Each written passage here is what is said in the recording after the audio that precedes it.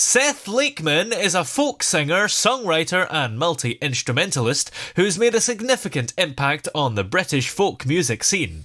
His latest release, the Somerset Sessions, initially had a limited vinyl pressing for Record Store Day in 2023, but garnered such demand that it's now being given a wider release on signed CD and clear vinyl. And Seth is with us here. How are you today? Very good, thanks Toby. Yeah, thanks for having me on. So, what was the inspiration behind the Somerset Sessions? Do you know what? This is an album that's quite old now, actually. It's almost 3 years, and it was recorded straight after lockdown, really, just at that point where everyone had been cooped up, lots of musicians, struggling to come to terms with, not being able to actually create with other creative people. And it was one of those moments where I had a bunch of songs and I had a number of great musicians to call upon, and we all got into a room and we made that album. Wow. So it was all cut and recorded live in 1 week with the likes of Ethan Johns playing drums, John Smith playing guitar, Jeremy Stacey on keyboards, the Moog, and all the far out stuff is amazing. Yeah. And Nick Pinney. So it's like Laura Marling's band. So it's kind of spearheaded by Ethan and Don Monks. Recorded in Frome at the Cheese and Grain studio there, or the Burt Young studio they call it. But it was one of those kind of creative processes that was just thrown together, and you wouldn't get those musicians in the same room again. Yeah. They're all very busy with their schedules now, but it was just the fact that we were all able to get together at that period in time that makes that album really special, I think. So how do you think those different musicians that you collaborated with enriched the album's sound? Well, do you know what? It's because I hadn't really worked with any of them before, and it was a new relationship. It was sparking off these fresh ideas, and I think that gave all the songs and the kind of perspective on the storytelling narrative songs that I have. It gave them fresh perspective. It gave them a whole new, a whole new color. Yeah, it was really exciting in that sense. It was quite daring, and it kind of pushed me out of my comfort zone. But I have to say, it was just a real joy to work with the likes of those. Yeah. And the title is, of course, the Somerset Sessions, and you recorded it in Frome, which is in Somerset. So, did the title come about after you recorded it, or did you come up with the title because of the alliteration or something, and then figure out the studio later? No, literally, it was just trying to encompass that session, that week recording, and I just thought, do you know what? I can't call it the Cheese and Grain Studios or Sessions, but Somerset Sessions works really well, and the artwork is it's by this wonderful painter, friend of mine, who has created this wonderful landscape scene, which kind of conjures up, it's very evocative actually when you hear the music and see it.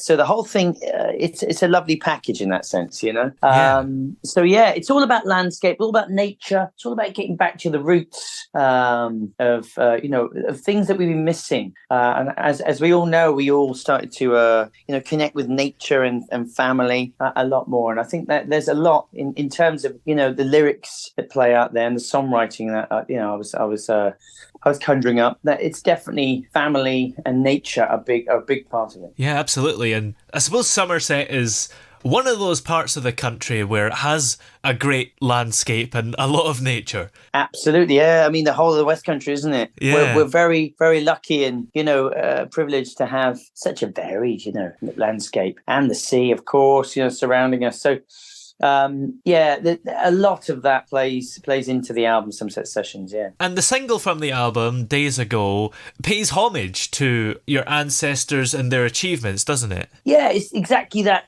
as you said it, really. It's kind of, it's bowing to the presence of those ghosts of the past and those wonderful architectural wonders that we see, and, it's kind of the visions of those people who made it. And I guess, it's you're right, paying homage is a good way of putting it. That was the idea behind Days of Long Ago. Did it come about in a similar way to the rest of the songs on the album? Just that kind of lockdown thing? Exactly. Yeah, it was really just kind of recognizing, having time. I guess what it does, to having time to reflect and, to read and to get out there and explore your local area rather than drive or fly or get on a train. We seem to fly past things without actually absorbing them right there and then, don't we? So, I think it's that thing of just recognizing those places and the people who built them. Yeah. And we mentioned, of course, about the West Country. You have quite a strong connection to the folk scene there in the West Country. So how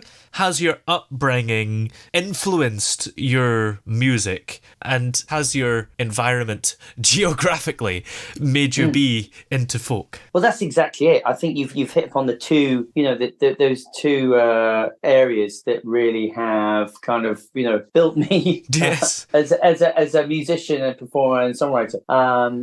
You're right, the environment, the landscape, and the atmosphere living down here. Because it can be quite bleak and barren on the moorland, and people have said that about the music I conjure up. But also the upbringing, the family, the way that's driven, and the sound of that, I think, is very much from, it's a family thing, and obviously a sound that seems to have conjured, it's come from, I've got two brothers who play, and I would say there's a similar sound to what we're doing, even though it's in terms of pace, very different, but there's definitely a similar sound that goes through, right through the heart of the Lakeman name. Yeah, folk seems to be bigger in the West Country than most other parts of the UK. Why is that? Is that some sort of Celtic connection? Well, I'm not so sure about that necessarily in Devon, but in Cornwall, there's I live right on the border here, Devon and Cornwall, and I can see there's a big scene, certainly with shanty songs down in Cornwall. Yeah. But obviously with the Cornish language as well, the likes of Gweno, and there's some great artists who are singing in the Cornish language as they do in the Welsh language. But I think, as a Celtic nation, Cornwall has certainly got a lot to sing about, and there's just the amount of stories, the legends, the history. I think there's always a lot out there. I do agree. Yeah, there's definitely a vibrant scene, and there's definitely an appeal for it because you've got 6 UK top 40 albums under your belt, so there's definitely an appeal for folk music, and in particular the kind of stuff that you produce. Yeah, it's always it's a difficult one, isn't it? I'm 46 now. This is probably the 12th maybe album. I do love writing, exploring. I've written another album since I'm going to record in autumn. But I just like taking different turns, experimenting, working with other people. I do enjoy all that. But always the thing that brings it back to the roots, I think, are where you're writing them from. Do you know what I mean by that? So I would never write songs being away from this area. I'm writing Dartmoor now, I'm talking to you, and I do feel there's something very almost spiritual about writing a piece, or writing even just a melodic piece, and it actually coming from the roots. I'm trying to evoke nature and the people that have lived within it. So I'm a big fan of local history, and that can carry away into all sorts of into the imagination. It's a weird point because it doesn't really make sense that the music would be easier to write or better when you write it there, but a lot of people do say stuff like that, don't they? And it must be true. I think it's definitely true, because I guess it's where you feel comfortable, but also it shows there's a direct inspiration, influence from the area itself. It's interesting, it's all about the breaks from writing, and because you don't just go and write songs straight away. You have to get into a zone. I was chatting to a good friend of mine about that. It takes a week or more to get into that headspace of writing, and the sort of formula that goes with it. You have to push yourself, and that's a lot of breaking, a lot of walking, a lot of reading as well, researching, but it's all about being immersed in the environment, like you say. Now, are there any tracks on the album that are your particular favourites? Do you know what I really like? There's a few, but there's a song called Constantly that was written that really does I think it seems to sort of evoke an awful lot of feelings of mortality, but also nature and the way that people can still feel them around you. I mean, it's a very powerful song. Yeah. Of course, there's 10 tracks on the album. Were there any that you recorded that didn't make it into the final cut? Definitely, yeah. There were 14, 15 songs, and some of them were a little bit far out for me, so I just left them off. Yeah.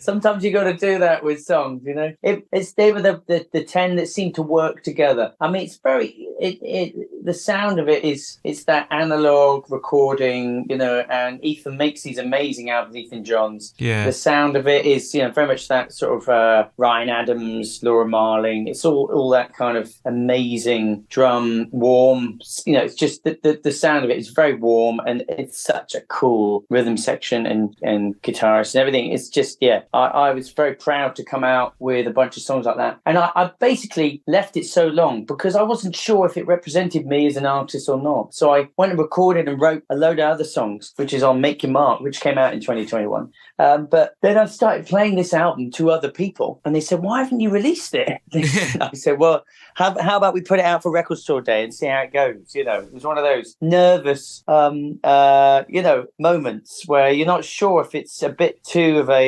I felt it was a bit too much of a diversion from the roots and from what you represent. You know what I mean? Yeah. So anyway, reaction was good, and here we are now. Well, that's the thing, isn't it? Because it was originally just for Record Store Day, as you mentioned. Were you surprised at how popular it's been and the fact that you've had to release it fully now? Well, yeah, I mean, it's interesting, isn't it? I just thought we were going to be, a number of vinyl, 500 copies or more, and just keep it exclusive. And then, it becomes this thing where you have to get it out there, streaming it, because these songs won't actually live beyond that if they're just on vinyl. I kind of see that. But then I sort of feel like I'm doing a disservice to those who bought it on vinyl, where they thought it was exclusive. I don't know. That's part of the world of music, isn't it? Yeah.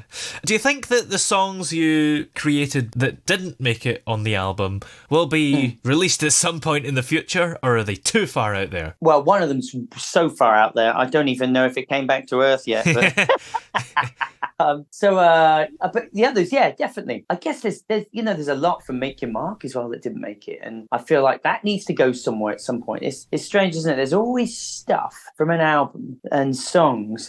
Whenever I'm recording anyway, they don't necessarily make it. You think they're going to work, and you go into a studio, and unless you're tracking things, it takes months, and you're coming back to it and sitting down. But I, certainly for the last 10 years, I've been making albums where you go in 10 days, you've got an album.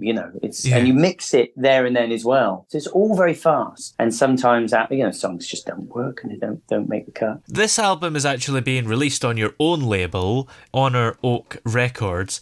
So what motivated you to actually set up your own record label? It's one of those situations where I was with all sorts, Cooking Vinyl, BMG, and a long time with EMI. I mean, all sorts of labels. And at this day and age, unless there's going to be a massive spend, which isn't necessarily going to happen for me unless I write a full-on pop album. It's just not going to happen. So, the way to do it is, take everything back to the to where it started, and then you have full control as well, because you get to a situation as well when you're working with some of these bigger labels where there's decisions made, there's remixes done, there's all sorts of and you don't really have a choice. But I mean, it's big business stuff. So in that sense, it's more control, more artistic control, and I definitely enjoy that at this stage of my life. Yeah. I suppose there's more control. You get to do whatever you want. Are there any downsides, like maybe you're already a known name, so maybe you don't have to worry about this as much, but do you have to kind of do your own press and all that? It's interesting because even though you're Honor Oak is your own independent label, you still go off and you would get the same marketing team that BMG would get for you, or EMI. You would get, because it's all, it used to be in-house, but now they sort of subcontract things. So you get your own marketing, and then you would get the same for radio pluggers. So it depends how far and how much you want to spend on these things. Sometimes you get online press as well. So you can still get the same team, but what Yeah. you're doing is you're taking a bigger cut and making the decisions yourself. So it's myself and a guy called Dave Farrow, who's my manager and agent, and we work closely together with each album and each step of the way. Whereas sometimes, even working with an indie like Cooking Vinyl, I did feel like it was just like, you were part of. They got 10 releases each, every fortnight, and it definitely didn't become. You didn't feel like they were throwing themselves at it massively. I don't know. Yeah. Well, what are you up to at the moment? Are you working on any more albums and singles, maybe, and even shows? I'm always working on stuff. I mean, I've been working on a traditional album, actually, fully trad songs, but also I've been writing lots of songs, so an original album as well. So there's two that are happening side by side, and eventually I'll get into the studio and record with them. But I guess there's no rush. I mean, the thing is, I do work quite quickly, which is a good thing, but there's no rush, I think. Absolutely true. Well, this album is, of course, called the Somerset Sessions, and it's out now. So where are we able to find it? Well, I mean, you can stream it, in all the best places. Amazon would have it. So anywhere you think you'd buy any album, it will be there. And also you can get signed CDs on our website and vinyl. So it's pretty much every format apart from tape, which seems to make it come back. Yeah, it might do. Maybe every few years there's a story that might just be made up, saying it's having a comeback, but I don't really know if there's an appeal. I agree. Yeah, I'm not sure if it's going to explode too much beyond the rough trade Brick Lane world. Yes. Well, many thanks for talking to us today. It's been great having you here. Pleasure, mate. No, it's great to speak to you, Toby. Yeah.